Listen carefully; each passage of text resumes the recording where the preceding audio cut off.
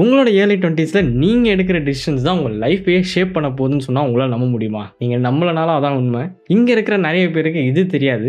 என்னோட சேனல பார்க்குற நெறைய பேர் சின்ன பசங்க. அதனால I just want to share this. நீங்க தூங்க போறதுக்கு முன்னாடி நான் என்னோட லைஃப்ல என்னோட கரியருக்காக, என்னோட குரோத்துக்காக நான் கரெக்ட்டான வேலைய தான் பண்ணிக்கிட்டு இருக்கேனா?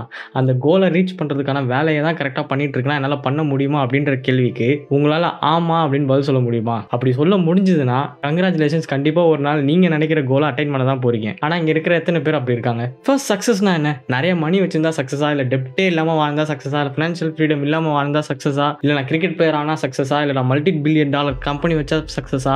என்ன பொறுத்தவரை நான் ஃபினான்ஷியல் ஃப்ரீடமா இருந்தா நான் நினைக்கிற பொருளை நான் வாங்க முடியுது, என் ஃபேமிலி நினைக்கிற பொருளை நான் வாங்கி கொடுக்க முடியுது அப்படின்னு இருந்தாலே அது எனக்கு சக்சஸ் தான். உங்க சக்சஸ் டிஃபரெண்டா இருக்கலாம். மினி கூப்பர் வாங்கணுன்றது உங்க சக்சஸா இருக்கலாம். இல்ல ஃபார்ச்சுனர் வாங்கணுன்றது உங்க சக்சஸா இருக்கலாம். கிரிக்கெட் பிளேயர் ஆகணும், ஃபுட்பால் பிளேயர் ஆகணும், பாஸ்கெட்பால் பிளேயர் ஆகணும். So many things. Success differs from people to people. Success ஆகிறதுக்கு growth மைண்ட் செட் ரொம்ப ரொம்ப முக்கியம். அதாவது நான் என்னோட கோலை ரீச் பண்றதுக்கு நான் என்னென்னலாம் பண்ண போறேன், எந்த அளவு கஷ்டப்பட போறேன், எந்த எக்ஸ்ட்ரீம் சேலஞ்சஸ் நான் ஃபேஸ் பண்ண போறேன் அப்படின்றது எல்லாத்தையும் பிளான் பண்ணி டிசைட் பண்ணிட்டு அதுக்கேற்ற மாதிரி என்னோட மைண்டையும் சரி பாடியும் சரி ட்ரெயின் பண்ணிட்டு நான் ரெடியா இருக்கனா இல்லையா, ரெடியா இல்லைன்னா அதுக்கு ஏற்றபடி நான் ரெடி ஆகணும். ஃபர்ஸ்ட் இந்த மைண்ட் செட்டை கொண்டு வந்தா மட்டும்தான் நம்மளால சக்சஸ் ஆக முடியும். என்னென்ன சேலஞ்சஸ்லாம் இருக்குன்னு லிஸ்ட் டவுன் பண்ணி அது எல்லாத்தையும் ஃபேஸ் பண்ணியே ஆகணும்னு நம்மளே உறுதிப்படுத்திக்கிறதுக்கு தான் மைண்ட் செட் ரொம்ப ரொம்ப முக்கியம். உன்னோட ஏர்லி 20s ரொம்ப லைட்டாக எடுத்துக்கிட்டு எனக்கு நிறைய டைம் இருக்கு நான் மெதுவாக பண்ணிப்பேன் அப்படின்னு சொல்லி ஏர்லி 20s வேஸ்ட் பண்ணினா உன்னோட 30ஸ்ல நீ ரொம்ப ரொம்ப கஷ்டப்பட போறேன்னு அர்த்தம். நிறைய பேர் 20s தான் அப்புறம் ஃபன் பண்ண முடியும், வேற எப்போ ஃபன் பண்ண முடியும்னு சொல்லிட்டு ஃபன் மட்டுமே பண்ணிட்டு இருக்கீங்க. ஃபன் பண்றது நான் தப்புன்னு சொல்லவே இல்லை. ஃபன் பண்றதுக்கு நீ எவ்வளோக்கு எவ்வளோ எஃபர்ட் போறியோ அதே எஃபர்ட்டை உங்க growthக்காக போடுன்னு தான் நான் சொல்றேன். இதே மாதிரி உன்னோட இடத்துல நான் இருந்து ஃபன் மட்டுமே பண்ணிட்டு இருந்ததுனால தான் இந்த வீடியோல நானே பேசுறேன். இப்போ நானும் அதே ஃபன் மைண்ட் செட்ல இருந்துட்டு இப்போ ஐ எம் 24. 30s ஃபேஸோட ஸ்டார்டிங்கே இப்பவே என்னால் ஸ்பெல் பண்ண முடியுது. அதுக்கு பயந்து இப்போ என்னோட மைண்ட் செட்டை நான் மாற்றணும் ட்ரை பண்ணிட்டு இருக்கேன். நான் ரொம்ப கஷ்டப்பட்டுக்கிட்டு இருக்கேன். இதே மைண்ட் செட்டோட நான் 30ஸ்குள்ள என்டர் ஆனேன்னா என்னால் நான் நினைச்ச சக்ஸஸ்ஃபுல்லான கோலை அட்டைன் பண்ண முடியாது. 20ஸோட ஃபர்ஸ்ட் 4 இயர்ஸ் முடிஞ்சதுக்கே இந்த கதைனா இன்னும் 4 இயர்ஸ்ல எனக்கு இன்னும் ஃபினான்ஷியல் கமிட்மெண்ட்ஸ் நிறையா வரும், ஃபேமிலி கமிட்மெண்ட்ஸ் நிறையா வரும். கண்ணை திறக்கிறதுக்குள்ள என்னோட காலேஜ் லைஃப் 4 இயர்ஸ் முடிஞ்சு போச்சு.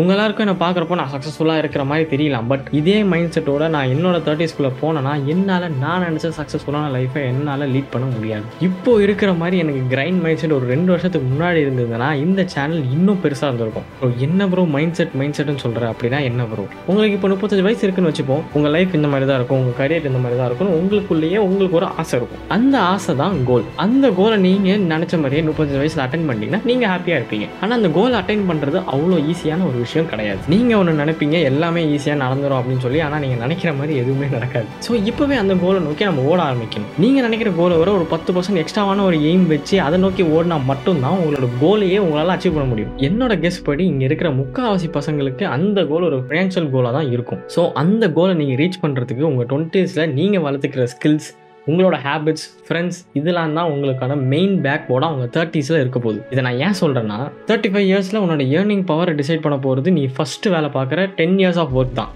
உங்களோட 35 to 40 இயர்ஸ் நீங்கள் எவ்வளோ சம்பாதிக்க போகிறீங்கன்றதை டிசைட் பண்ணுறதுக்கான மேஜர் ஃபேக்டர் உன்னோட ஃபர்ஸ்ட் 10 இயர்ஸ் ஆஃப் ஒர்க். நான் பேசுகிற எதுவுமே ஒரு 9 to 5 ஜாபை மட்டும் குறித்து பேசலாம். நான் பேசுகிறது 9 to 5 பிஸ்னஸ், இன்ஃப்ளூயன்சர், கிரியேட்டர்ஸ் எல்லாருக்கும் சேர்த்து தான் நான் சொல்கிறேன். ஒரு பிஸ்னஸ் எடுத்துக்கிறோன்னா ஃபஸ்ட்டு 10 இயர்ஸில் நீங்கள் எந்த அளவுக்கு அந்த பிஸ்னஸை க்ரோ பண்ணுறீங்களோ அதோட ரிட்டர்ன்ஸ் தான் உங்களுக்கு 30 to 40 திரும்ப வரப்போகுது. ஃபர்ஸ்ட் 10 இயர்ஸ் ஆஃப் ஒர்க் எப்போ ஸ்டார்ட் பண்ண போகிறோம்? உங்களோட 21, 22, 23 மேக்ஸிமம். ஸோ நீங்கள் அப்போ சூஸ் பண்ணுற உங்களோட கரியர் இல்லை உங்கள் பேஷன், உங்கள் பார்த்து தான் உங்களோட கோலை அட்டைன் பண்ணுறது 30 to 40 ஹெல்ப் பண்ண போகுது. ஸோ இதனால தான் நான் சொல்கிறேன் early 20s is very very very important. You can always risk your 20s but you cannot risk your 30s. ஏன்னா உங்களுக்கு 20ஸ்ல இருக்கிற ஃபினான்ஷியல் ஃப்ரீடமாக இருந்தாலும் சரி, ரிஸ்க்குக்கான ஃப்ரீடமாக இருந்தாலும் சரி, எக்ஸ்பெரிமெண்டல் பீரியட்னு வச்சுக்கலாமே. பட் ஆனால் இது எல்லாமே உங்களால் 30ஸ்ல பண்ணுறதுக்கு நீங்கள் நிறைய யோசிப்பீங்க. கிரைண்ட் மைண்ட் செட்டை இப்போ கொண்டு வரது ரொம்ப ரொம்ப கஷ்டம். ஏன்னா இப்போ இருக்கிற வேலையில் ஏகப்பட்ட டிஸ்ட்ராக்ஷன்ஸ் நம்மளை சுற்றி இருக்குது. ஃபேக் டோபமைனில் நம்ம அடிக்ட் ஆகி ஒரு 6-inch ஸ்க்ரீனுக்குள்ளே நம்மளே மாட்டிக்கிட்டு நம்மளோட பொட்டன்ஷியலை நம்மளே கெடுத்துக்கிறோம். உங்கள் பிரெயின் இருக்குல்ல, அது ரொம்ப காம்ப்ளிகேட்டடான ஒன்று. அதை டக்குன்னு மைண்ட் செட்டுக்கு ட்ரெயின் பண்ணுறது ரொம்ப ரொம்ப கஷ்டம். அதுக்கிட்ட நீ கஷ்டப்படணும், டிஸ்ட்ராக்ட் ஆகாமல், ரீல்ஸ் பார்க்காம, ஹார்ட் ஒர்க்கை போட்டு எஃபர்ட்டை போட்டு ஒர்க் பண்ணு அப்படின்னு சொன்னால் மட்டும் பத்தாது. அதை ட்ரெயின் பண்ணணும். இது எப்படி சொல்லலாம், பிரெயினோட காம்ப்ளிகேட்டடான சர்க்யூட் நிறைய ஒயர்ஸ் இருக்குன்னு வச்சுக்கோங்க.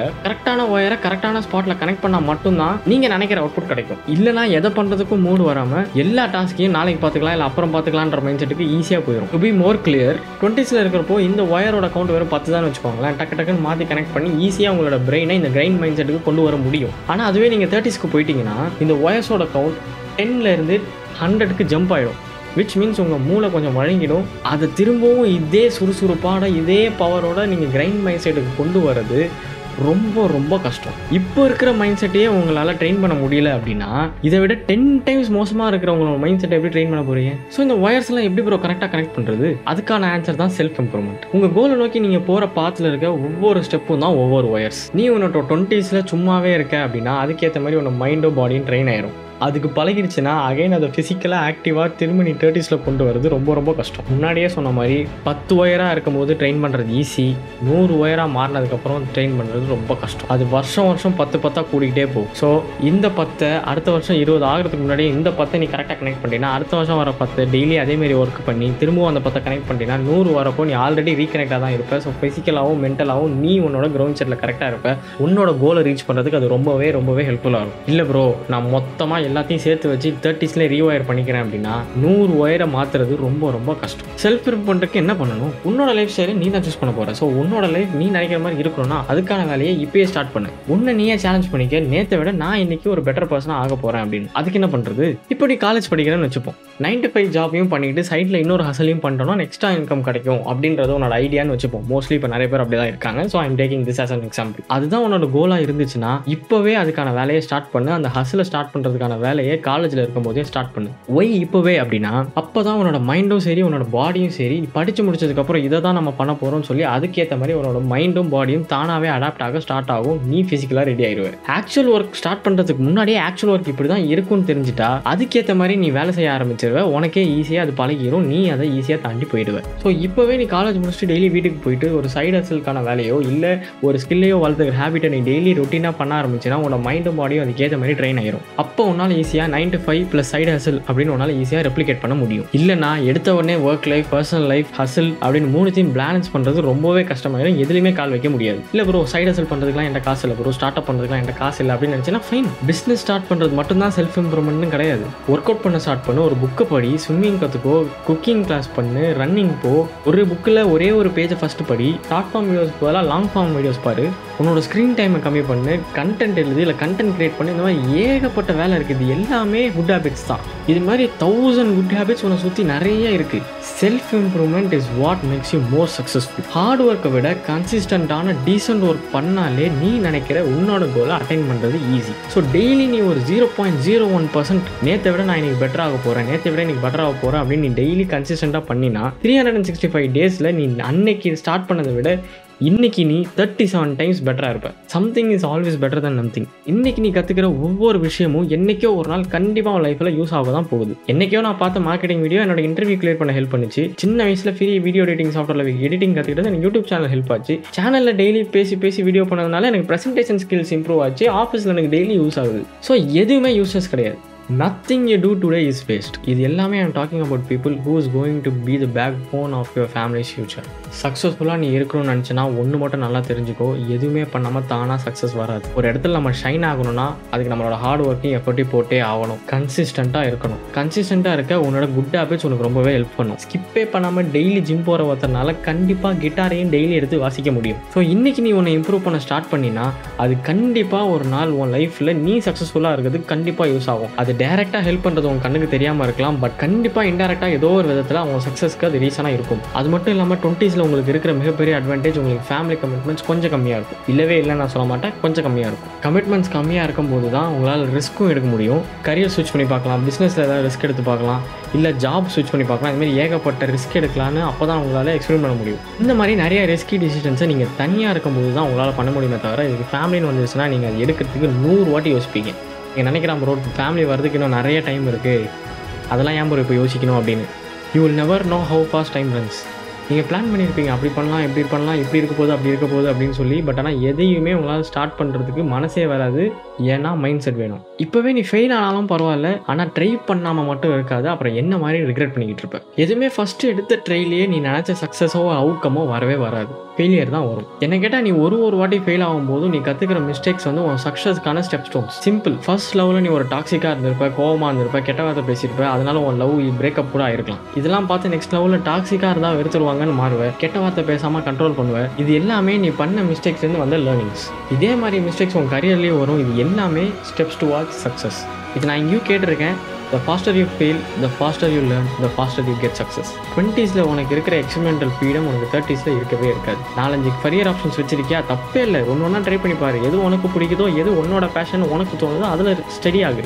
எதை வேணா பண்ணு. உனக்கு 20s நீ காலேஜ் படிக்கிறப்போ உனக்கு இருக்கிற time once you step out of the college இருக்காது. உன்னை ஒரு ஸ்டூடெண்ட்டாக பார்க்க மாட்டாங்க. வேலைக்கு போறியா இல்லையா, வீடு எப்போ வாங்க போகிற, கார் வாங்கிட்டியா இல்லையா, எப்போ ஃபேமிலி மேன் ஆக போகிற, எப்போ வீடு கட்ட போகிறன்ற எல்லா கமிட்மெண்ட்ஸையும் இந்த ஃபேமிலியும் சரி சொசைட்டியும் சரி உன் தலை மேலே வைக்கும். அப்புறம் கொஞ்சம் கொஞ்சமாக கமிட்மெண்ட்ஸும் இன்க்ரீஸ் ஆகும். உன்னோட 9 to 5 ஜாபையும் ரிஸ்க் பண்ண நிறையவே யோசிப்பேன். அதுக்குன்னு பண்ணே இல்லாமல் ஃபுல்லாக கிரைண்ட் மைண்ட் செட் கொண்டு வா அப்படின்னு நான் சொல்லவே இல்லை. லைஃப்பில் happiness is very very important. உன்னோட லைஃப்பில் ஹாப்பினஸ் தரப்போகிறது எதுன்னு உனக்கு நல்லாவே தெரியும். அதை கோலாக வச்சுக்கிட்டு அதை நோக்கி இப்போவே ஓட ஸ்டார்ட் பண்ணு தான் நான் சொல்கிறேன். அதுக்கேற்ற மாதிரி உன்னோட மைண்ட் செட்டை சேஞ்ச் பண்ணு. 9 to 5 + சைட் ஹசில் அப்படின்றத நான் ஒரு எக்ஸாம்பிளாக தான் நான் சொன்னேனே தவிர எல்லாரும் அதே ஃபாலோ பண்ணணும்னு நான் சொல்லலை. உன்னோட கோல் எதுவோ அதை தூக்கி ஃப்ரண்ட்டில் வச்சு அதை நோக்கி ஓட ஸ்டார்ட் பண்ணு. அதை ரீச் பண்ணுறதுக்கு என்னென்ன பண்ணலான்னு பார்த்து உன்னோட கோலுக்கும் உனக்கும் நடுவில் இருக்கிற இந்த கேப்பை பிரிட்ஜ் பண்ணுறதுக்கு என்னென்ன ஸ்டெப்ஸ்லாம் கொண்டு வரலான்னு டெய்லி பாரு. அதை கொஞ்சம் கொஞ்சமாக டெய்லி பில்ட் பண்ண ஸ்டார்ட் பண்ணு. அதுக்கேற்ற மைண்ட் செட்டை கொண்டு வா. நீங்கள் சொல்லலாம் ப்ரோ, ஆனால் நான் 20s ஜாலியாக இருந்துட்டு 30s போய் நான் ஜெயிச்சிக்கிறேன் அப்படின்னு சொல்லலாம். தப்பே இல்லை. ஆனால் 20s நீங்கள் ஷேப் பண்ண ஸ்டார்ட் பண்ணிட்டீங்கன்னா 30s ஜெயிக்கிறது இன்னும் easy. I will never say it is impossible. ஆனால் 30s ஜெயிச்சவங்களை விட 20s தோத்தவங்களோட லிஸ்ட்டு தான் பெருசு. So you decide your side.